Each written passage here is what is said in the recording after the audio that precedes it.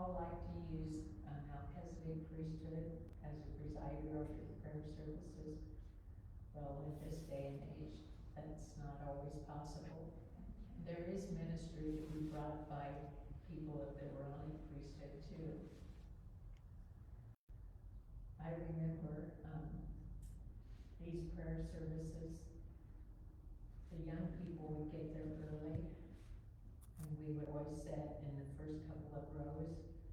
Sometimes we would sing campfire songs, sometimes we would just sit quietly. I also remember that if you didn't get on your feet early, you missed your opportunity to pray and bear testimony. That's not like our church today. Me included, I sat there thinking, oh, do I have anything to share? I'll just wait and see if someone else stands up. But it wasn't the case then. If you didn't stand up, you lost your opportunity. And it wasn't just old people, it was children too that would stand up and share. At the beginning of 1963, our Zion's League decided that we would fast a noon meal during the week. Our history teacher happened to live across the street from the high school, and he was an elder. And so we met in their home. We brought many of our friends with us. I well remember standing, there might be 15 of us, standing, holding hands in a circle, praying for the needs of others and for the 5 girls and the 5 men, that everyone would be able to be granted baptism. It was a good experience. The only bad experience about that was, how do you tell your folks who are non-members, who don't want anything to do with the church, that you are fasting your noon meal? We had lunch tickets, and we should have saved the money that Mom gave us, but we didn't. And they found out eventually that we were fasting, and so that was bad for Sharon and I that we did that, but we were young. I like to think the Lord has forgiven us. Paul was visited one afternoon by a personage, and it ended up being John the Beloved. And he sat on the pew with Paul, and they talked for about half an hour. Paul described him as being perfect. He was well-groomed in every way. At the end of the conversation, he told Paul he had to go and not to follow him. He also told Paul that he would not remember what they talked about until he was in a situation where he needed to, and then he would remember. By this time, I was dating a young man in the Creston congregation, Sherman Phipps, who was a sophomore at Creston College. We had been dating for over a year and had decided that we wanted to get married. I look back now, and I was not quite 18. He was 19. I can imagine that my parents, they didn't come to our wedding, but I see it in a new light now, that they were really concerned about us, and probably Sherman's folks were too, but they got married young, and they knew that I was involved with the gospel. So anyway, my parents did not like Sherman, partly because he belonged to the church, and partly because he liked to drive cars fast, and occasionally got his name in the paper for speeding or for loud pipes, and so they didn't like him. But we decided that even though we knew Mom and Dad would not be happy, and that I was not quite 18 and was only a senior in high school, that we would pray and fast about the decision. And we asked if the Lord approved of our marrying, and we felt like he did. On December 24th of that year, I turned 18, and we decided that we would ask Mom and Dad for their permission for us to become engaged. We, along with many members of the congregation, fasted and prayed, and we were also administered to before we went to my home. On Sunday, December 30th, 1962, we went to ask them for permission to become engaged. When we got there, Mom was the only one there, and she told us that we could wait, that Dad was visiting his mom, who had an apartment in Creston. And Sherman finally worked up the courage to show her the ring, and she said, well, you can wait if you want to, but I know what your dad's response is gonna be. So we sat and waited for an hour and a half. She was on one side of the room, we were on the other side of the room. She was not happy. She was very. She made that very evident. And you know, I think part of Sherman and I just wanted to get up and leave, but no, we had prayed and fasted about it, and others were supporting us. So Dad eventually came home, and he walked up. Can I interrupt you for a second? Huh? Yeah, you have to know that her dad never spoke to me kindly until that night. But usually if I go to the house, her mother did, go to the basement, and her dad would just sit in there and give me a bad time. Details. Anyhow, so we've never up to this point had a decent conversation. So anyway, Dad came home and he parked down below and walked up the stairs to the kitchen. Of course, Mom knew he'd come, so she runs out to the kitchen and you can hear him. And he came into the living room with a big smile on his face. And he said, well, does the ring fit me? And Mom was shocked. And Sherman and I were a little shocked. And he was just Mr. Jovial. And he counseled us. At that time I was going to nursing school in the fall, and Sherman had hoped to go to law school. He counseled us to not get married until after we had our schooling complete. You will see later on that we didn't abide by that counsel.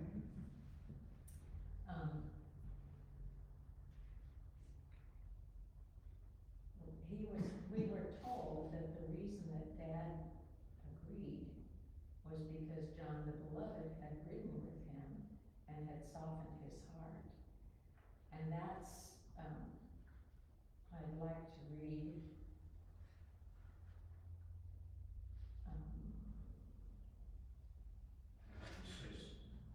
When we were spoken to and told that the reason he responded like he did was because John the Beloved had ridden with him for, what, half hour, 45 minutes or something, and softened his heart, I knew that was true, because he was a totally different person that evening.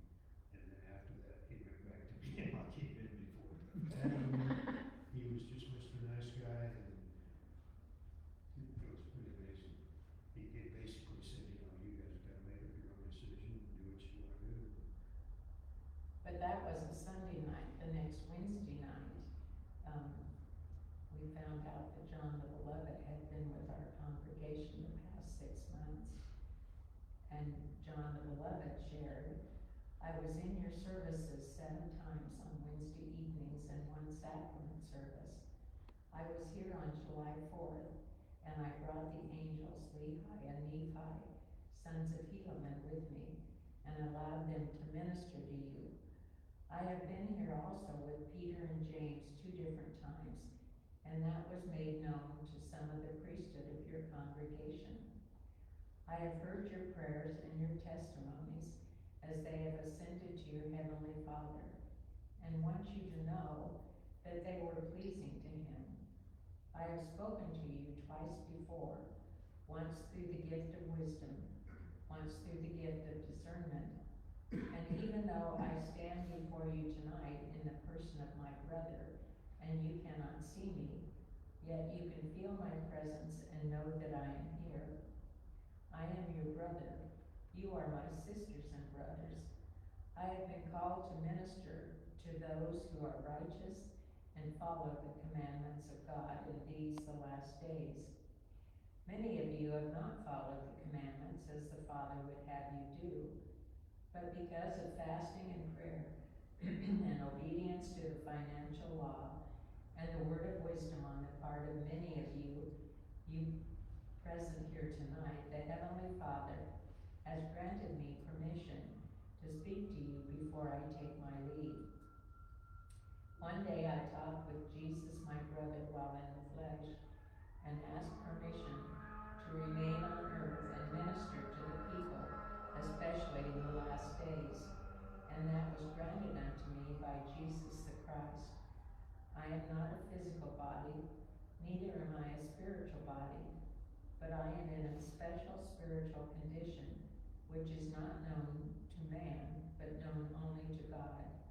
Therefore you cannot see me, but I can see you. I have been in your homes, many of your homes. I have seen you as you have gathered your children around. This is the plan that the Father has. I have been in your places of business and in your classrooms at school. I have been in your kitchens and have whispered in your ears as you have been washing dishes. I was with my brother Larry as he went to Lucas on a preaching mission. I stood by his side and whispered in his ear every word as he spoke to the people there. The ministry for this congregation has been under my supervision for this period of time. The last 2 Sunday evenings I stood beside my brother and your servant Delbert Smith and whispered in his ear those things which he needed to bring to you for your spiritual growth. I have been in the home of the Longtons, and that's Sherman and I, several times. I have seen the desires of your hearts and the wholesomeness of your lives, and I have seen the tears you have shed over your parents. I met with Cheryl and her young man at the church and was with them as they waited for her father to come. This is a little different version than what I remember. I remember that he said he rode with my father and softened his heart. I was with the elders many times during their administration to the sick. During my visits in your homes, I observed many things that were displeasing. Many of my brothers and sisters were wasting time in front of their television sets, including many of my ministry, who needed so badly to study the scriptures because of their lack of understanding. I sorrowed when I saw how some of them disobeyed the word of wisdom. I tried to enter some of the homes, but they closed the door, and I could not enter. I have heard many of your discussions, and was disturbed because many of you could not forgive with your hearts your brothers and sisters. I have walked with you in the grocery stores, and whispered in your ears as you were about to purchase something that was not necessary for you to sustain life. Many listened, but many turned a deaf ear, listening to the whisperings of the evil one, and purchased those things which were not just wants. I have been in your places of business, and seen you about to do those things which were not right in the sight of God. I have whispered in your ears. Some of you listened, and some did not. This congregation of Creston has been blessed above that of any other congregation in the world. Now I must leave you, but if you will continue in fasting and prayer, continue in obedience to the financial law and the word of wisdom, the Father will send you another comforter, for he desires to continue to bless you. I have been sent by commandment of God to be with you these 6 months. He will send you other messengers in due time. Now I must leave you, for I have other missions to perform. God's blessings be with you, and now I bid you farewell. Well, in my opinion, it was kind of a letdown to know that there was a reason that we were having all these wonderful experiences, and that reason, that person was going to be gone. Now it was up to us. As of this time, had not been allowed to join the church. We decided that since we were 18 years old, that we would ask Mom and Dad if they would give their permission for us to be baptized on Easter. Another of the 5 girls was going to be baptized that day. So we fasted and prayed about this, and we were administered to. And we picked a certain day to ask our parents. Unfortunately, the morning of the day we decided upon, our parents had found out that Sherman and I had decided to marry in June of 1963, just 2 months away. And they were very unhappy about that decision. However, Sharon and I visited with them that evening and told them that since we were 18, we wanted to join the church. They told us no. They wouldn't allow it. For some reason, even though it was nighttime, they decided to go for a drive. And I well remember during that drive, we shared a bedroom. We lived in a small home. You and Cheryl. Huh? You and Cheryl. Yeah. I remember reading the Book of Mormon. I don't remember what we read. We were crying. I had decided that I would go live with Sherman's folks, and Sharon had decided that she would see if she could live with Jan and Larry Jennings if Mom and Dad still would not let us join the church. However, they came home and called us out into the living room, and they told us that they had changed their minds, that we could join the church, but they would not help with any future college.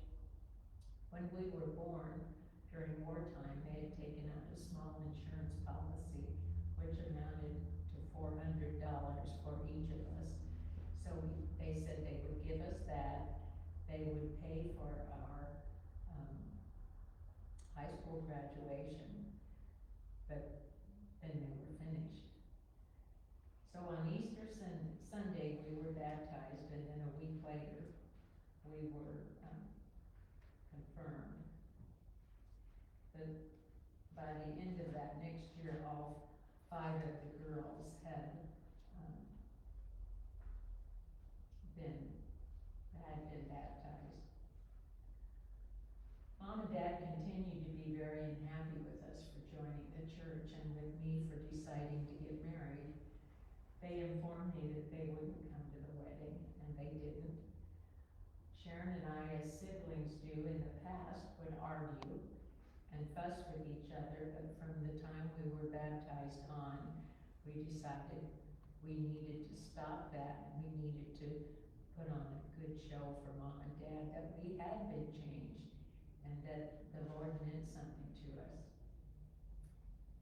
Sherman's parents were like second parents to me, and they agreed to help us with the wedding. His mother agreed to make my wedding dress and the bridesmaids' dresses. We had looked at patterns, but we hadn't picked out anything or bought any material. Sherman's mother had 2 sisters. She was the middle one, and the youngest sister lived in California, and their father had made each of them hope chests when they were young. And the sister in California, who really didn't have much to do with the family, she called his mother, Sherman's mother, and asked if his oldest sister would like her hope chest. And so they agreed that Thelma would send it back.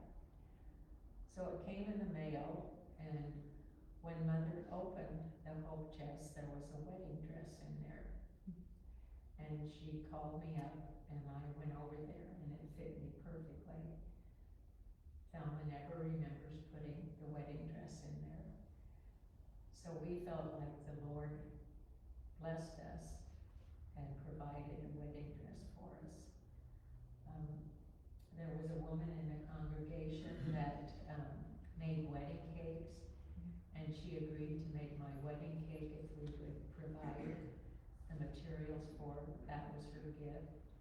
She also went around to various people's homes the morning of our wedding and got flowers to decorate the church. She made my bridesmaids bouquets. The pastor gave me away, and one of the women in the church was my mother. I bought a corsage and a boutonniere for Mom and Dad, hoping that they would come, but they didn't. In fact, they influenced a lot of my relatives not to come. And I got a very hateful letter from my paternal grandmother for what I had done and what I was going